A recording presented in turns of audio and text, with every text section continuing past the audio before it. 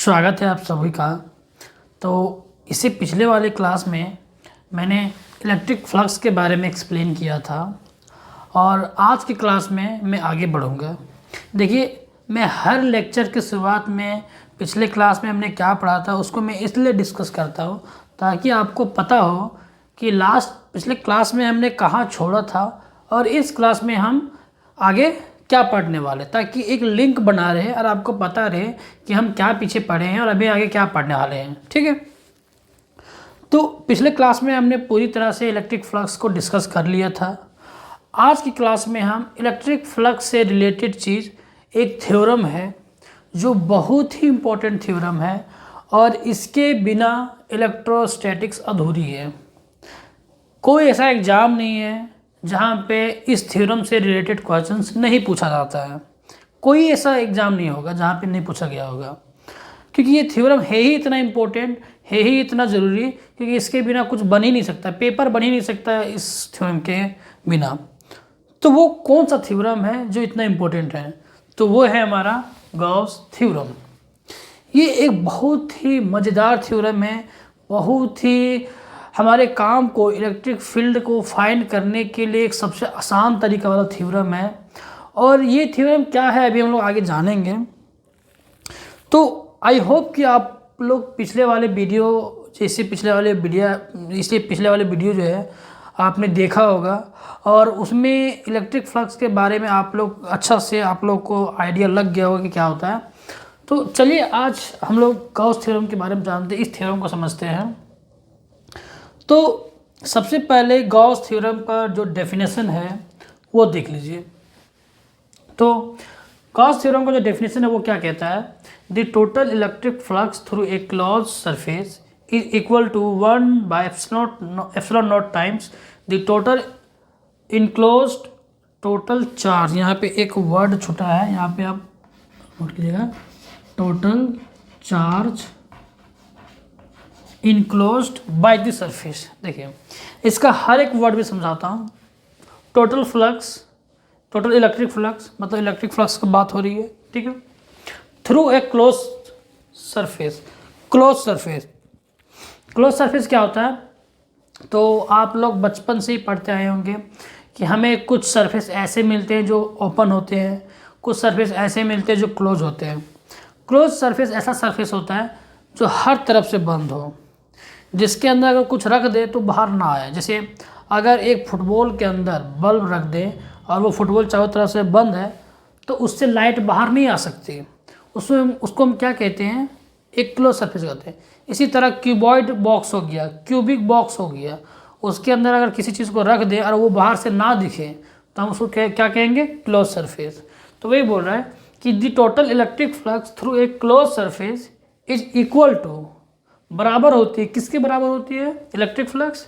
1/ε0 times, 1/ε0 times मतलब गुना, 1/ε0 गुना the total charge enclose by the surface. तो उस सरफेस की, उस क्लोज सरफेस के अंदर जितना भी चार्ज इनक्लोज है, इनक्लोज मतलब बंद है, उसको आप गुना कर दीजिए किससे? 1/ε0 टाइम्स।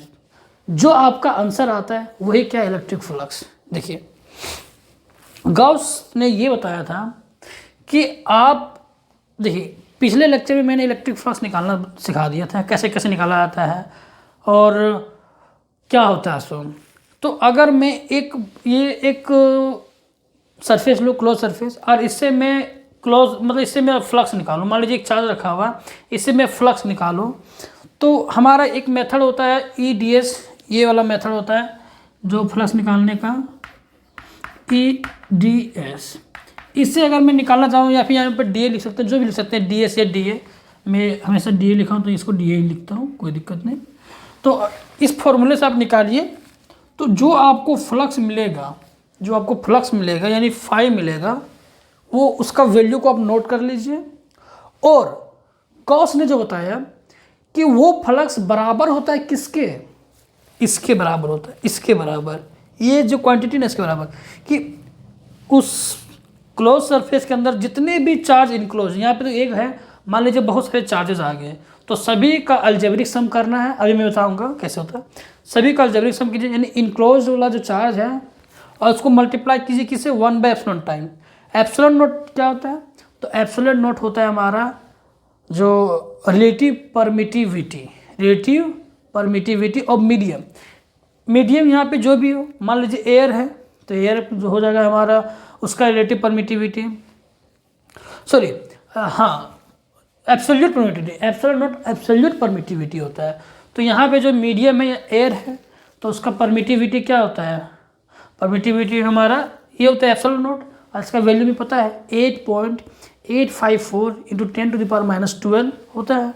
ठीक है, अब दोनों को मल्टीप्लाई कीजिए, इस क्वांटिटी को यानी जो एयर है उसका एब्सोल्यूट परमिटिविटी जो हमें पता है कांस्टेंट क्वांटिटी होता है ये चीज़, और उसके अंदर जो चार्ज है उसको मल्टीप्लाई कीजिए, तो जो वैल्यू मिलेगा दोनों को मल्टीप्लाई करने पर जो वैल्यू मिलेगा वो वैल्यू बराबर आएगा किसका, जो आपने इस मेथड से निकाला था फ्लक्स, उसके बराबर आ जाएगा। तो यही चीज़ गॉस ने ऑब्जर्व किया और इसको ये फॉर्मूला बना के दिया हमें। तो ये फॉर्मूला हर तरह के सरफेस के लिए लागू होता है, चाहे वो आपका सरफेस ऐसा हो, चाहे वो क्यूबॉइड हो, क्यूब हो, चाहे जैसा भी हो, वो सिर्फ क्लोज होना चाहिए, चाहे उसका शेप साइज जैसा भी हो। अभी मैं इसको प्रूव करके बताऊंगा कैसे क्यों होता है ऐसा। तो जैसा भी आपका सरफेस हो उसके लिए क्या होता है, ये हमेशा क्लोज ही होता है, मतलब ये क्लोज सरफेस होता है, तो उसके लिए जो इलेक्ट्रिक फ्लक्स है वो हमेशा इतना ही आएगा। अब गॉस ने ये चीज़ करके देखा होगा, बार बार किया होगा, उन्होंने 50 बार किया होगा, तब जाके ये चीज़ निकाला है इन्होंने और ये चीज़ बताया। तो फ्लक्स आपको ऐसे ना, एक क्लोज सरफेस अगर आपको मिलता है उसके अंदर चार्जेज है तो आपको ये एक चीज़ कैलकुलेट करने की ज़रूरत नहीं है, आप सिर्फ उसके अंदर का चार्ज लीजिए, टोटल चार्ज, और उसको 1/एप्सिलॉन टाइम से मल्टीप्लाई कर दीजिए। ये क्वांटिटी तो आपको पता है, ये कांस्टेंट क्वांटिटी है तो बदलेगा नहीं, हमेशा सेम रहेगा। सिर्फ इसको आपको कैलकुलेट करना है, क्यू इनक्लोज्ड।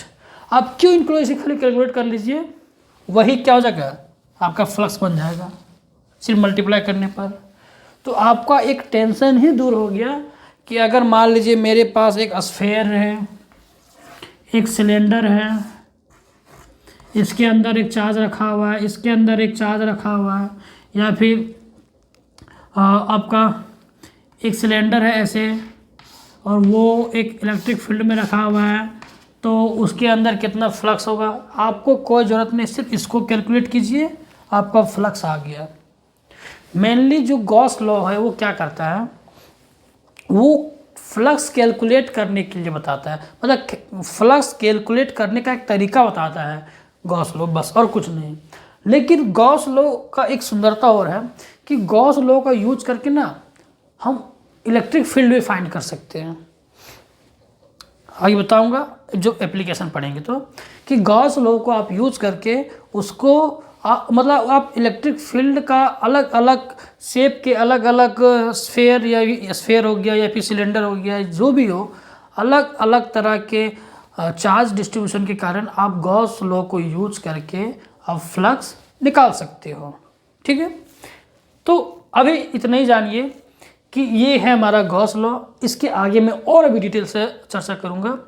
तो ये होता है इसका mathematical formula, phi is equal to 1/एप्सिलॉन टाइम्स क्यू इनक्लोज। और हमें पता है कि फाई इक्वल टू, हमने जो पिछले लेक्चर में इलेक्ट्रिक फ्लक्स के लेक्चर में पढ़ा था कि फाई जो होता है क्लोज सरफेस के लिए वो E.dA होता है, और दोनों हम निकाल रहे एक ही इसी सरफेस के लिए, तो दोनों फ्लक्स बराबर होना चाहिए, इसीलिए मैंने इसके बराबर ये लिखा है। ठीक है, बस और कुछ नहीं है। तो ये हुआ हमारा गॉस लॉ। ठीक है, अब गॉस लॉ का कुछ सिग्निफिकेंस है। सिग्निफिकेंस मतलब वो कुछ हमें बताता है, कुछ उसकी स्पेशलिटी है, उसको हम लोग अब चर्चा करते हैं, उसके बारे में चर्चा करते हैं। तो मैं इसको थोड़ा रब करता हूँ, उसको मिटाता हूँ। ठीक है, तो चलिए देखते हैं गॉस लॉ की क्या स्पेशलिटी है। तो सबसे पहला जो स्पेशलिटी इसकी है, Gauss law is true for any close surface. मैं इसको पॉइंट बाय पॉइंट लिख देता हूँ ताकि आप भी इसको नोट कर सकें। अच्छा, गॉस लॉ का जो डेफिनेशन वगैरह था वो आप नोट कर लिए थे ना? हाँ, देखिए, अगर मैं कभी भूल जाता हूँ, आपको समय नहीं देता नोट करने के लिए, तो आप पॉज करके वीडियो नोट कर ले कीजिएगा। ठीक है, तो इसका जो पहला सिग्निफिकेंस है, मैं इसको ऐसे लिखता हूँ, सिग्निफिकेंस ऑफ गॉस लॉ।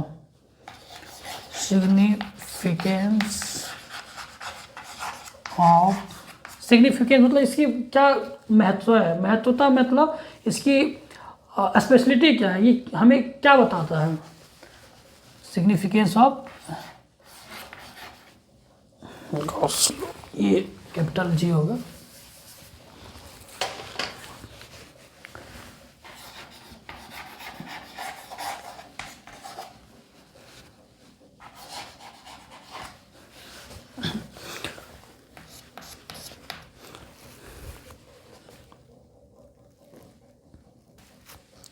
तो देखिए पहला इसका जो सिग्निफिकेंस है वो है, Gauss law is true for any close surface. मतलब गॉस लॉ जो है वो किसी भी तरह के क्लोज सरफेस के लिए ट्रू है, वैलिड है, चाहे उसका शेप और साइज किसी भी तरह का हो। मान लीजिए मेरे पास एक क्लोज सरफेस जो इस टाइप का है,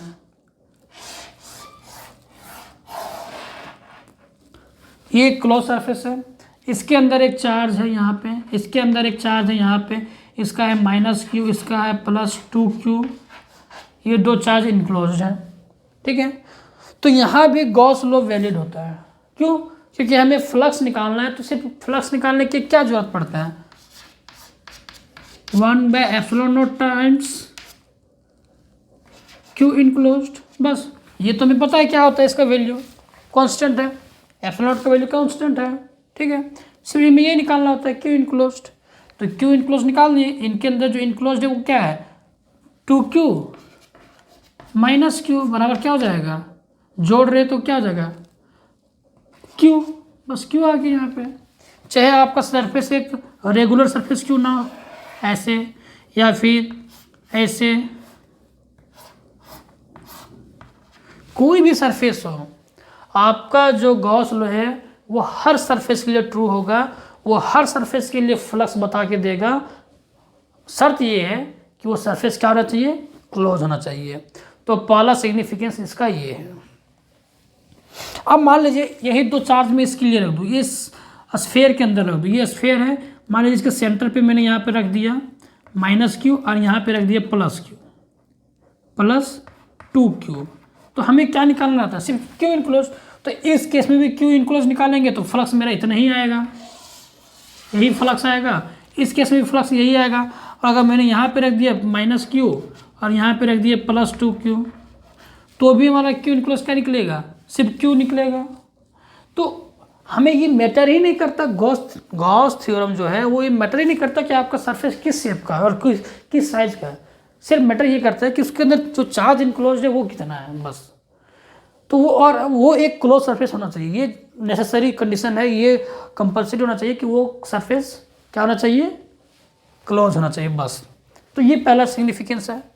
अब हम लोग बढ़ते हैं दूसरे सिग्निफिकेंस की तरफ। जो दूसरा सिग्निफिकेंस है वो है, हाँ ये देखिए, वो जो मैंने बताया ना वही है कि द टर्म क्यू, देखिए ये चीज़ जो मैं बता रहा हूँ वो आपको एनसीईआरटी बुक में लिखा हुआ है, तो आप जाके वहाँ से भी पढ़ सकते हैं।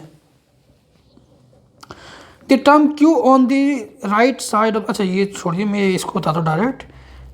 द चार्जेस में be located anywhere inside the surface, हाँ ये चीज़ देखिए।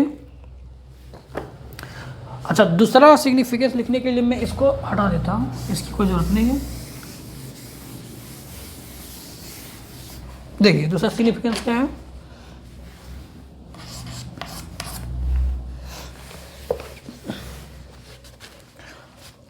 तो चलिए देखते हैं दूसरा और तीसरा सिग्निफिकेंस क्या है। तो दूसरा सिग्निफिकेंस कह रहा है, charged enclosed is the sum of all charges enclosed by the surface.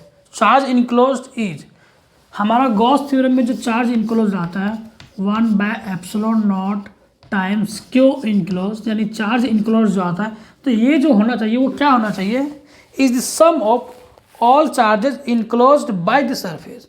मतलब ये चार्ज आ रहा है इनक्लोज, वो क्या होना चाहिए, सारे चार्जेस का सम होना चाहिए, ठीक है। जितने भी चार्ज उस सरफेस के अंदर है उसका सम होना चाहिए। मान लीजिए एक मेरा इस तरह का सरफेस जो मैंने भी बताया था कुछ देर पहले, इसमें ये चार्ज है, ये चार्ज है, ये चार्ज है, ये चार्ज है, मान लीजिए ये -q है, ये -2q है, ये +q है, ये +2q है। तो सारे चार्जेस को सम कर दीजिए, तो जो वैल्यू आता है ना वो q इनक्लोज आएगा, यानी इनक्लोज चार्ज ये आएगा। तो दूसरा सिग्निफिकेंस ये है। और तीसरा सिग्निफिकेंस ये है कि द चार्जेस में be located anywhere inside the surface. मतलब ज़रूरी नहीं है कि अगर मान लीजिए ये मेरा सरफेस ऐसा है, एक स्फेरिकल सरफेस है, मतलब कि ये एक फुटबॉल टाइप का है, तो ज़रूरी नहीं कि वो एक सेंटर में होना चाहिए। ये चार्ज मान लीजिए इसके अंदर जो क्यू चार्ज है वो सेंटर में भी हो सकता है, यहाँ भी हो सकता है, यहाँ भी हो सकता है, यहाँ भी हो सकता है, कहीं भी हो सकता है, बस उसके अंदर होना चाहिए, सरफेस के अंदर होना चाहिए, चाहे वो कहीं भी हो। उसका फ्लक्स जो आएगा वो सेम आएगा। यहाँ पे चार्ज को रखिए और फ्लक्स कैलकुलेट कीजिए, जो वैल्यू आएगा यहाँ पे चार्ज को रखिए और कैलकुलेट कीजिए, जो वैल्यू आएगा वो सेम आएगा। कहीं भी आप चार्ज को रखिए और फ्लक्स को कैलकुलेट करिए, वो वैल्यू क्या आएगा, सेम आएगा। तो ये है हमारा तीसरा सिग्निफिकेंस, ठीक है। तो ये हो गया पहला, दूसरा, तीसरा सिग्निफिकेंस। आई होप कि तीनों सिग्निफिकेंस आपको क्लियर हो गए होंगे। अब मैं बढ़ता हूँ नेक्स्ट सिग्निफिकेंस की तरफ। इसके लिए मुझे इसको मिटाना होगा, ठीक है। तो देखिए गॉस थ्योरम का लास्ट सिग्निफिकेंस क्या होता है, चौथा सिग्निफिकेंस जो है वो लास्ट है। Gauss law is based on the inverse square law. देखिए इनवर्स स्क्वायर लॉ क्या होता है, आपने ग्रेविटेशन में पढ़ा होगा कि जो हमारा ग्रेविटेशनल फोर्स होता है वो क्या होता है, Gm m1m2/r², ठीक है। इसी तरह आपने पढ़ा होगा इलेक्ट्रोस्टैटिक फोर्स इसी चैप्टर में कि जो कूलम्ब फोर्स होता है वो क्या होता है, F = K(Q1Q2)/r²। तो आप देख पा रहे हैं कि इसमें जो डिपेंडेंसी आ रही है डिस्टेंस पे, वो किस पे आ रही है, r² पे आ रही है और इन्वर्सली आ रही है। तो इन लॉज को जो जिस पे स्क्वायर पे डिपेंड करता है और इन्वर्सली करता है, उसको हम बोलते हैं इन्वर्स स्क्वायर लॉ। क्योंकि जो डिपेंडेंसी आता है ये फोर्स की, वो क्या होती है, 1/r² पे आती है, ठीक है। इन्वर्स तो आता है लेकिन स्क्वायर पे आता है, सिंपली 1/r पे नहीं आता है, 1/r² पे आता है। इसलिए इन सारे लॉज को इन्वर्स स्क्वायर लॉ भी कहते हैं। तो हमारा जो गॉस थ्योरम जो है, गॉस लॉ, वो भी क्या है, इन्वर्स स्क्वायर लॉ पे बेस्ड है। क्योंकि ये देखिए ये गॉस थ्योरम का जब हम प्रूव करेंगे ना, तो उसमें इलेक्ट्रिक फील्ड आता है, और इलेक्ट्रिक फील्ड हमें पता है कि जो है वो इन्वर्स स्क्वायर लॉ को फॉलो करता है। तो वहाँ पे हमें ये पता चल जाएगा कि ये क्यों इन्वर्स स्क्वायर लॉ पे बेस्ड होता है, इसमें आधारित होता है, ठीक है। तो ये हमारा लास्ट सिग्निफिकेंस था। और ये मैं यहाँ पे थोड़ा सा और डिस्कस करना चाहूँगा कि मान लीजिए कि मेरे पास एक सरफेस है ऐसे, ठीक है, इसके अंदर कुछ चार्जेज हैं, ये चार्जेज है और कुछ बाहर चार्जेज हैं। तो क्या होगा, तब हम जो टोटल फ्लक्स निकालेंगे वो क्या होगा। तो इस केस पे भी क्या होगा कि जो टोटल फ्लक्स निकलेगा वो निकलेगा सिर्फ और सिर्फ अंदर वाले चार्ज को हम कैलकुलेट करेंगे, मतलब कंसिडर करेंगे। क्यों, क्योंकि हमारा जो फॉर्मूला जो फ्लक्स का होता है, जो गॉस लॉ से हमें मिलता है, वो क्या था, 1/ε0 टाइम्स Q इनक्लोज्ड। और Q इनक्लोज मतलब उसके अंदर, तो उसके अंदर ये 4 चार्जेस हैं, तो इनके सम करने से जो Q इनक्लोज आएगा वही यहाँ पे लिखेंगे, और उसी के कारण यहाँ पे हमें फ्लक्स मिलेगा। इन 3 चार्जेस के कारण नहीं मिलेगा। क्यों, क्योंकि ये बाहर है। अब बाहर होने के कारण इससे क्यों नहीं बनता है, तो इसका रीज़न जानिए। मान लीजिए ये चार्ज है, ये अपना फील्ड लाइन बना रहा है ऐसे, ये अपना फील्ड लाइन बना रहा है ऐसे, ये अपना फील्ड लाइन बना रहा है इससे, ये अपना फील्ड लाइन बनाएगा इससे, ये अपना फील्ड लाइन बनाएगा ऐसे। अब मैं टेढ़ा इसलिए बना रहा हूँ क्योंकि आगे जाके आपको मैं बताऊंगा, और आई थिंक मैंने आपको बताया है इलेक्ट्रिक फील्ड लाइंस का प्रॉपर्टी में, कि इलेक्ट्रिक फील्ड लाइंस जो होता है वो किसी भी कंडक्टर के सरफेस पे क्या होता है, परपेंडिकुलर होता है। तो यहाँ पे ये ऐसे नहीं जा सकता, ऐसे तिरछा नहीं जा सकता ऐसे करके, क्योंकि ये भी परपेंडिकुलर होगा नहीं। अब मान लीजिए ये मेरा सरफेस है जो एक एल्यूमिनियम का बना हुआ है, कंडक्टर है, तो उस पर क्या होगा, सरफेस हो सकता है ना, एल्यूमिनियम का कंडक्टर है, सरफेस है, अंदर है बस चार्जेस, तो यहाँ पे 90 डिग्री का नहीं बनेगा, इसलिए ऐसा जाएगा। तो यहाँ पे क्या होगा कि जितना ये एंटर करेगा ना, इसी तरह उतना ये बाहर भी निकल जाएगा। इसी तरह ये यहाँ पे जितना एंटर कर रहा है ये यहाँ से बाहर निकल जाएगा, ये भी यहाँ से बाहर निकल जाएगा, ये भी यहाँ से बाहर निकल जाएगा। तो हम जो कैलकुलेट करेंगे net flux, net electric flux calculate करेंगे बाहर वाले के कारण, तो वो क्या होगा, हमारा फ्लक्स आ जाएगा 0 बाहर वाले चार्जेस के कारण। ये सिर्फ मैं एक चार्ज जो यहाँ पे था इसके कारण इलेक्ट्रिक फ्लक्स निकाला तो वो 0 आएगा। अब 0 क्यों आएगा, तो मैं यहाँ पे एक छोटा सा कैलकुलेशन करके बता देता हूँ आपको सिलेंडर के केस में, और वही भी सबका आपका इसमें भी लागू हो जाएगा। मैं बताऊँगा इसमें भी कैसे लागू होगा। देखिए, मान लीजिए मेरे पास एक यहाँ पे इलेक्ट्रिक फील्ड है जो इस डायरेक्शन में है, ठीक है, ई जो इस डायरेक्शन में है, ठीक है, और यहाँ पे मेरा एक सिलेंडर रखा हुआ है ऐसे।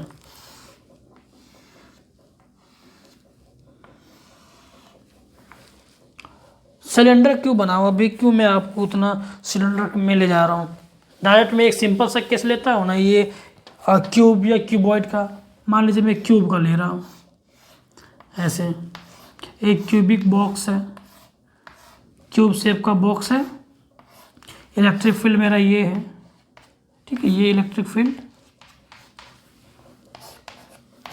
और ये यूनिफॉर्म है, ठीक है, ये यूनिफॉर्म इलेक्ट्रिक फील्ड है, मतलब हर जगह ये पैरेलल है और एक ही मैग्नीट्यूड का है, मतलब सेम मैग्नीट्यूड का है।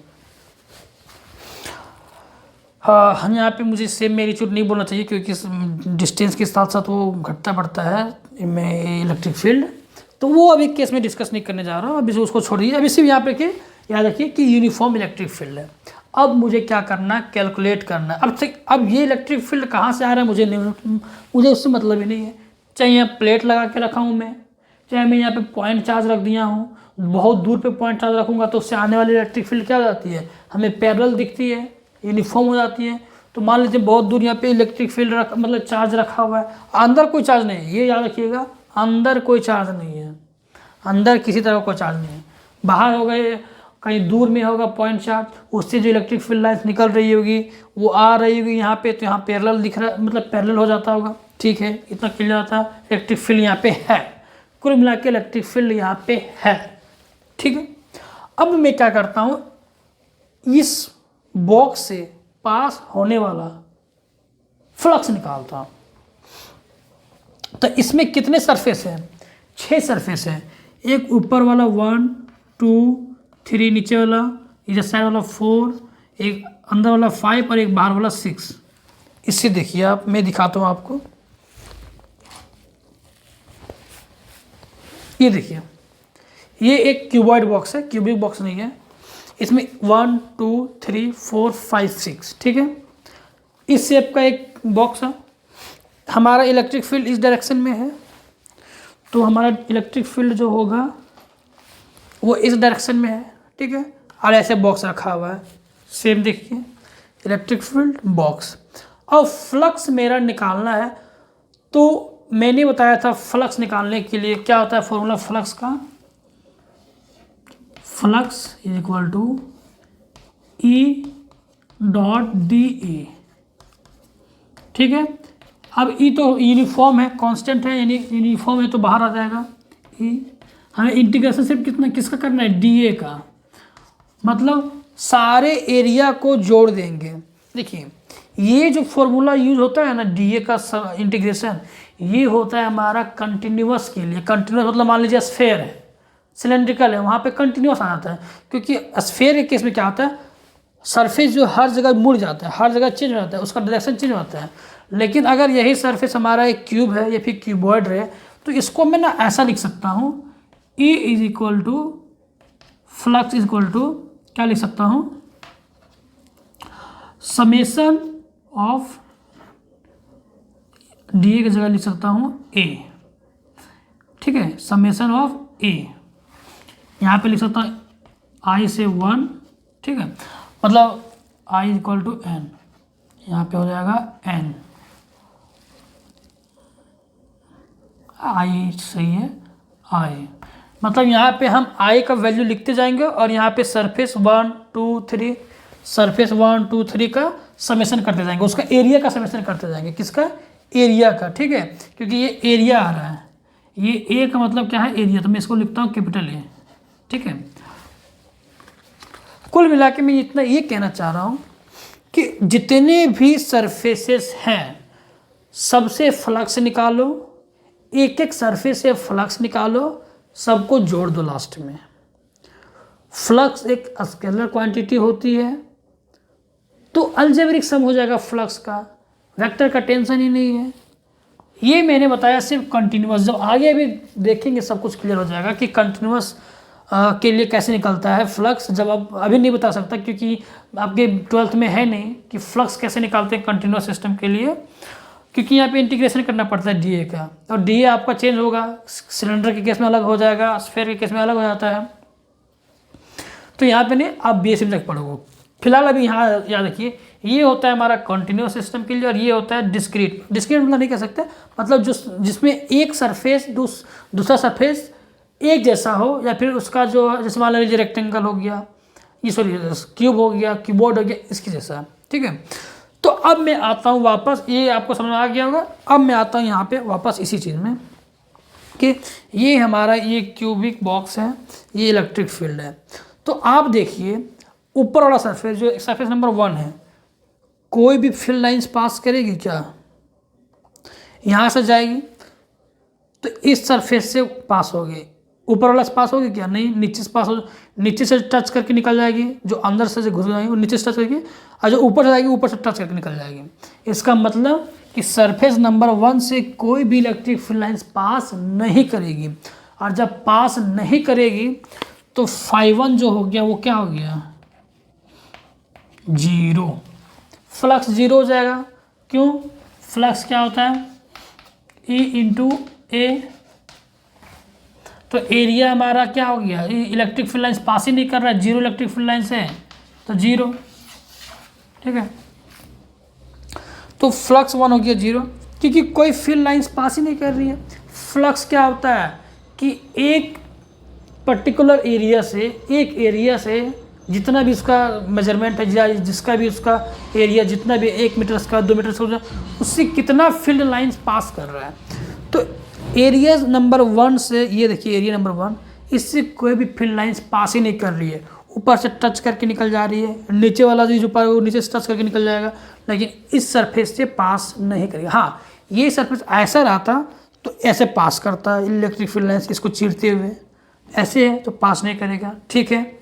φ1 0। 2 में आइए, 2 क्या है? मेरे अंदर वाला, ये साइड जो है ना, ये 2 है। अब इलेक्ट्रिक फील्ड लाइंस क्या इसको भी पार करेगी क्या? 2 में 2, ये इलेक्ट्रिक फील्ड लाइंस 2 से होकर, सॉरी 2 वाला ये है ना, हाँ 2 वाला ये है, सॉरी 2 वाला ये है। तो यहाँ से देखिए इलेक्ट्रिक फील्ड लाइन ऐसे है और फ्लक्स ऐसे है, सॉरी एरिया ऐसे है, इसका एरिया वेक्टर किधर है? तो इसका एरिया वेक्टर इधर है, इधर की ओर, और फ्लक्स मेरा इलेक्ट्रिक फील्ड लाइंस किधर है? ऐसे है।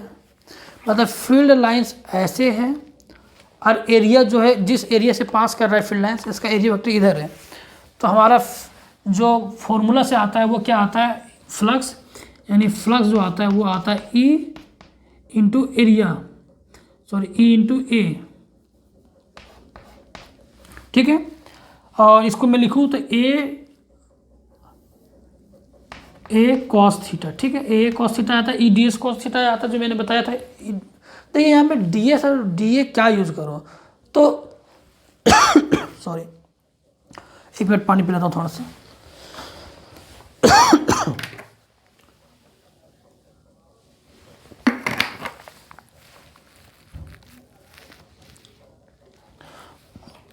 तो देखिए एक चीज़, कभी कभी ना मैं कभी कभी डी एस बोल दूंगा, कभी कभी डी ए बोल दूंगा, या फिर एस बोल दूंगा, ए बोल दूंगा। दोनों का मतलब एक ही चीज़ है, एरिया।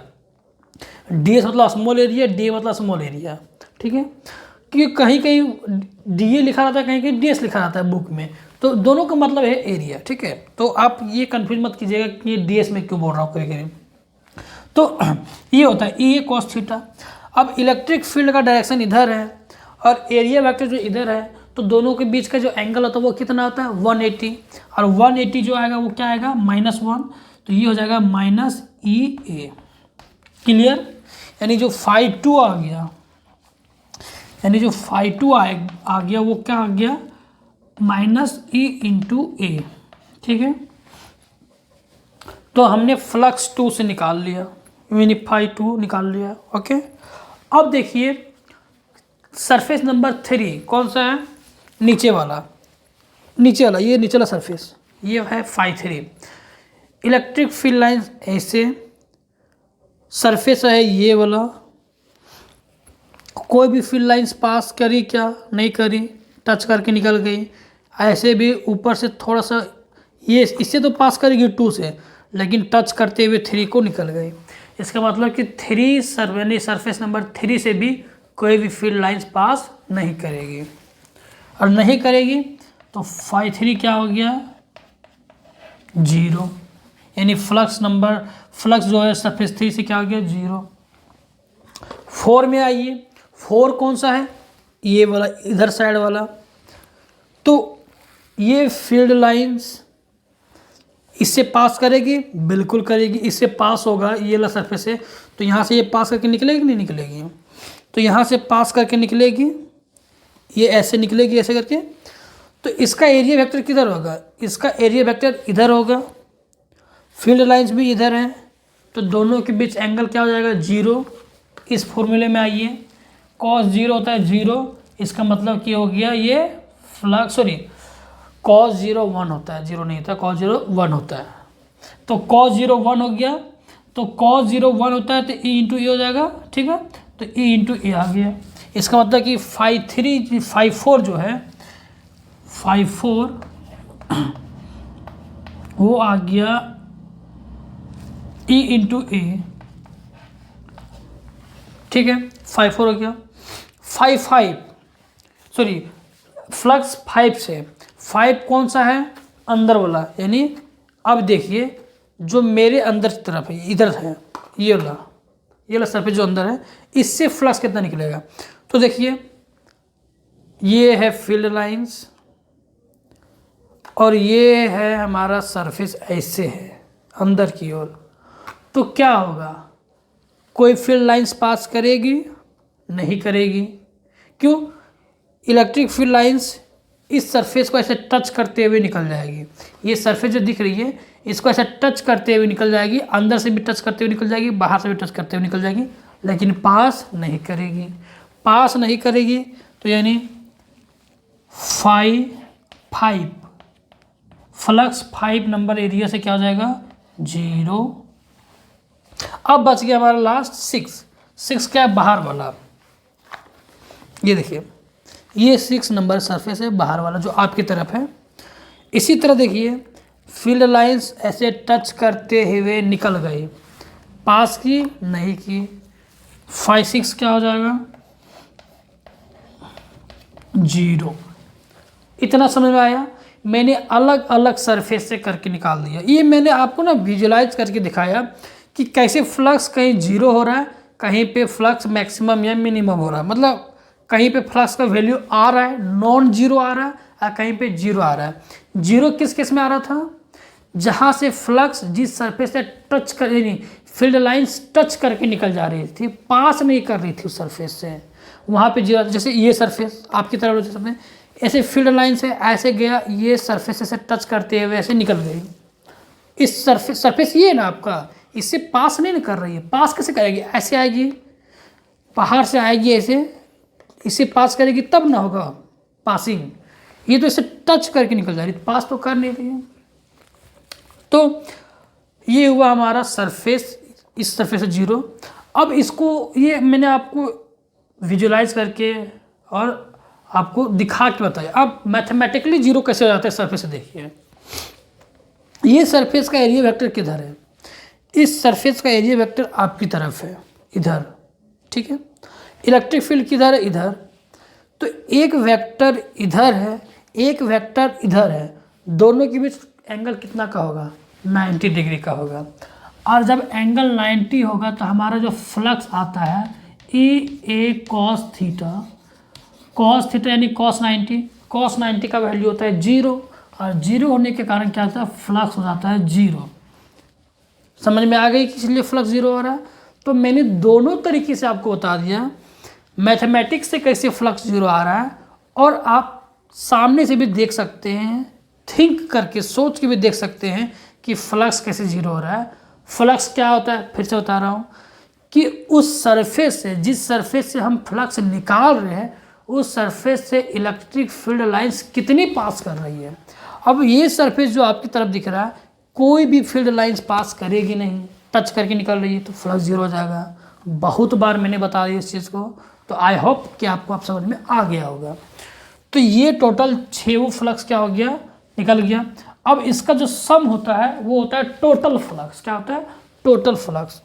तो जो फ्लक्स नेट होगा, यानी टोटल फ्लक्स, नेट फ्लक्स, इसका सम, इसका सम, इसका सम, इसका, यानी 6 फ्लक्स का सम। तो ये 0 0 और 0 0, यानी 4 तो 0 हो गए, तो उसके कारण कुछ होगा नहीं। जो फ्लक्स आएगा वो सिर्फ आएगा φ2 के कारण और φ4 के कारण, यानी φ2 प्लस φ4। अब φ2 जो है वो है -e इंटू ए प्लस, और φ4 जो है वो e इंटू ए। अब देखिए दोनों का एरिया तो सेम है, ये वाला देखिए और ये एरिया देखिए सेम है, और आपको दिखता भी है कि जो क्यूबिक कोई क्यूब होता है तो उसका एरिया हर फेस का एरिया तो सेम होता है, और इलेक्ट्रिक फील्ड तो पहले से सेम है, यूनिफॉर्म है, तो पहले से सेम है, कांस्टेंट है। तो ये दोनों कट के हो जाएगा 0, ये दोनों क्या हो गया, 0। इससे ये पता चल रहा है कि अगर कोई भी चार्ज अंदर ना हो, इस बॉक्स के अंदर कोई भी चार्ज ना हो, तो उस क्लोज सरफेस से पास होने वाली जो लाइन, जो उस क्लोज सरफेस से जो पास होने वाला फ्लक्स है, यानी फील्ड लाइंस है, वो क्या, जितना फील्ड लाइंस इस सरफेस से पास करेगी, यानी जितना फील्ड लाइन इस सरफेस से पास करेगी, उतना ही फील्ड लाइंस क्या करेगी, इस सरफेस से बाहर निकलेगी। क्योंकि अंदर कोई चार्ज है नहीं, तो जितना अंदर जाएगी उतना ही बाहर निकलेगी, अंदर तो कहीं ख़त्म नहीं हो जाएगी फील्ड लाइंस। ठीक है, तो टोटल फ्लक्स का आ गया 0। और मैंने यही चीज़ यहाँ पे समझाया कि अगर बाहर कोई चार्ज रखा हुआ है, उसके कारण जो फ्लक्स आएगा वो हमेशा क्या हो जाएगा, 0। यहाँ भी मैंने समझा दिया, यहाँ भी समझा दिया। ये मैंने समझाया आपको इलेक्ट्रिक फील्ड लाइंस का एग्जांपल देके कि यहाँ से कहीं से इलेक्ट्रिक फील्ड लाइंस आ रहा होगा, और यहाँ पे मैंने समझा दिया कि इस चार्ज के कारण जो इलेक्ट्रिक फील्ड लाइंस बन रहेगी, वो जितना एंटर करेगी वो इतना ही बाहर निकल जाएगी। तो आप ऐसे भी समझिए फिजिकल थिंकिंग से भी कि जितना फील्ड लाइंस पास करेगी उतना ही बाहर हो जाएगी।